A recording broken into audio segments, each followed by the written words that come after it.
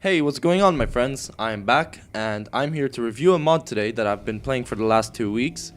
I think it's a pretty good mod, and I just thought, why don't I share it with you guys? It's gonna be nice. As you can probably tell from the title of the video or the thumbnail, it's called Golden Gate, or Złote Wrota in Polish, if you prefer that, if you're Polish. Just keep in mind that these opinions are subjective. They're my own opinions, so you might disagree with them, agree with them.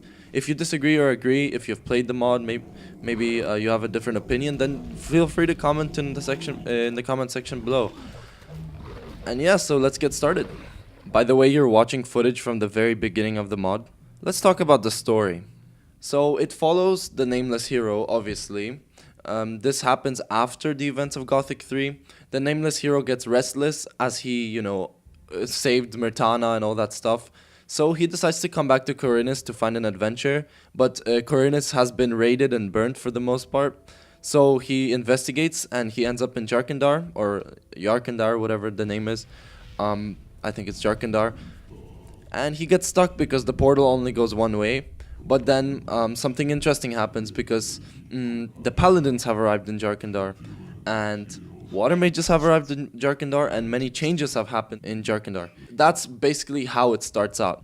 You also come to find out that the pirates are now controlled by an evil tyrant called Hannibal, and that Jarkandar is cursed by Beliar's plague, where monsters are spawning all over the place. When you play the mod, you'll see that there are 5 different camps. The paladins camp, the water mages camp, the orc camp, the pirates camp, and finally the bandits camp. During your gameplay, you get to meet many old faces like Diego, Lord Hagen, Alligator Jack, Gorn, Saturas, Snaff, Skinner, and even Greg. The mod also adds some new monsters and a few new armors as well. Now let's see, what did I like about it? Well, first of all, it doesn't add too many things, as in some mods add like stamina to the game and add so many new skills. This one is pretty basic in terms of that it doesn't add so many things that it's so overwhelming. It's just a base game with new content, and good content at that, in my opinion. Something that was really nice for me, because I'm Polish, was the voiceovers in Polish, which were, I don't think they were like super professional, but they were definitely good voiceovers, and I think without them, the mod wouldn't have been as enjoyable. But then again, this is only for Polish people, otherwise you only have subtitles if you're playing in English. The mod also, in my opinion, the mod is also a nice way to kind of get back into Gothic. You know that feel when you haven't played Gothic for a really long time and you're kind of like, yeah, I think I should play this again. Well, this is a nice mod to kind of get back into Gothic instead of just playing the base game all over again. And it does have replayability actually, because there are 3 camps that you can join during the quest lines. And lastly, in my opinion, this might be very biased, but I actually do enjoy the story of this mod. I read on the wiki that the story has like bad logic or something. I don't know, personally I just really enjoyed it. Something I should have mentioned at the beginning of the advantages, which in my opinion is like one of the best advantages, is that the mod pays attention to detail. It rewards you for exploring. I'll show a few clips right now where if you just look around and you kind of go into a corner or something like that, you will find a leather satchel or some nice potion. So the mod rewards you kind of for trying to find secret places, and I think that's something that's really awesome about Gothic and Gothic 2, is that the creators really did pay attention to detail, and they do reward you for every small thing. So the same thing applies in the mod. Moving on to the dislikes.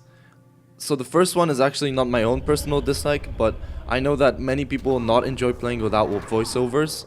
So if you're not Polish, that is definitely something you should look out for if you want to play this mod. Secondly, I experienced some crashes, especially during one mission in the Orcs camp, where if I came close to the person who gave me the mission, my game would just crash, and then I went into Marvin mode and I killed him, and then I resurrected him, and then everything was fine for some reason. Also, the ending right now is a bit underwhelming. I know they're making a second part which is not out yet. I am looking forward to it so much, but like I said, right now with what we have, the ending is kind of like, come on, really? Like, I went through all that, and now that's where you end. But it makes everyone hyped for part 2, so I guess we'll be all looking out for that. Lastly, when you're given a quest, some quests give you very little to work with and you don't really know what to do. Like, I couldn't finish some quests, and there is this one quest which is a part of the main storyline, which I was searching for almost an hour until I found the objective. So that was really annoying, and the problem is that in Gothic 2, if something happens, you can always go online and you can always find the answer to it, whereas in this mod, not every answer is up online.